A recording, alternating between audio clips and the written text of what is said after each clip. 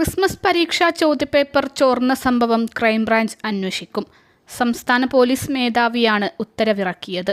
വിദ്യാഭ്യാസ വകുപ്പ് നൽകിയ പരാതി DGP ക്രൈംബ്രാഞ്ച് മേധാവിക്ക് കൈമാറി.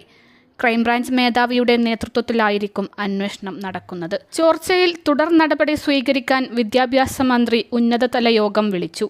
സ്വകാര്യ ട്യൂഷൻ സെന്ററുകളെ സഹായിക്കുന്നതിന് വേണ്ടി അധ്യാപകരുടെ ഭാഗത്തു നിന്നാണ് ഇക്കാര്യത്തിൽ ഗുരുതര വീഴ്ചയുണ്ടായത് എന്നാണ് പ്രാഥമിക നിഗമനം.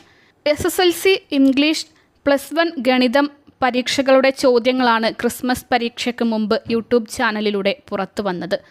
അതേസമയം ചോദ്യപേപ്പർ ചോർച്ചയിൽ ആരോപണം നേരിടുന്ന കൊടുവള്ളിയിലെ MS സൊല്യൂഷൻ യൂട്യൂബ് ചാനൽ താൽക്കാലികമായി പ്രവർത്തനം അവസാനിപ്പിച്ചു.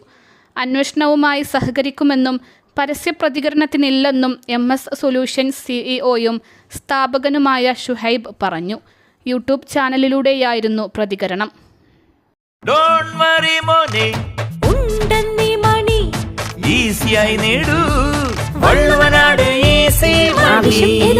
പണം ഞങ്ങൾ തരും. പൊതുവിദ്യാഭ്യാസ ഡയറക്ടർ DGPക്ക് നൽകിയ പരാതിയിലാണ് ക്രൈംബ്രാഞ്ച് അന്വേഷണം നടത്തുന്നത്. SSLCയുടെയും +1ൻ്റെയും ചോദ്യപേപ്പറുകളാണ് തലേ ദിവസം യൂട്യൂബ് ചാനലുകൾ ചോർത്തി നൽകിയത്. ഏറ്റവും അധികം ചോദ്യങ്ങൾ വന്ന MS സൊല്യൂഷൻസ് ആണ് സംശയനിഴലിൽ. വിവാദം ശക്തമായതിനു ശേഷം കൊടുവള്ളിയിലെ സ്ഥാപനം അടഞ്ഞുകിടക്കുകയാണ്. എതിരാളികളായ ഓൺലൈൻ പ്ലാറ്റ്ഫോമുകളാണ് ആരോപണത്തിന് പിന്നിലെന്നായിരുന്നു MS സൊല്യൂഷൻസിൻ്റെ ആദ്യവാദം. ചോദ്യപേപ്പർ ചോർച്ചയ്ക്ക് പുറമെ കൂടുതൽ കടുത്ത പരാതികളാണ് സ്ഥാപനം നേരിടുന്നത്. ക്ലാസ് എടുക്കുന്നതിനിടെ മുണ്ടഴിക്കുന്നതിൻ്റെ അടക്കമുള്ള വീഡിയോ പുറത്തു വന്നിരുന്നു. MS സൊല്യൂഷനും അധ്യാപകരും തമ്മിൽ ബന്ധമുണ്ടെന്നാണ് വിദ്യാഭ്യാസ വകുപ്പിൻ്റെ സംശയം.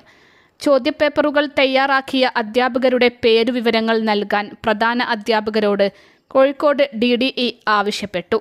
ചോർച്ചയും ഭാവിയിൽ ചോരുന്നത് ഒഴിവാക്കാനുമുള്ള നടപടികൾ ചർച്ച ചെയ്യാനാണ് വിദ്യാഭ്യാസ മന്ത്രി യോഗം വിളിച്ചത്. അൽസലാമ ഐ ഹോസ്പിറ്റൽ 21 ലക്ഷത്തോളം സന്തുഷ്ടരായ ഉപഭോക്താക്കളും 2 ലക്ഷത്തോളം തിമിര ശസ്ത്രക്രിയകളും പൂർത്തിയാക്കിയ മലബാറിലെ ഏക കണ്ണാശുപത്രി. ലോകോത്തര നിലവാരമുള്ള ചികിത്സാ സംവിധാനങ്ങൾ, എല്ലാ നേത്രരോഗ ചികിത്സാ സൗകര്യങ്ങളും വിദഗ്ധരായ ഡോക്ടർമാരുടെ മേൽനോട്ടത്തിൽ. Al Salama eye hospital, hospital road, Perinthalmanna.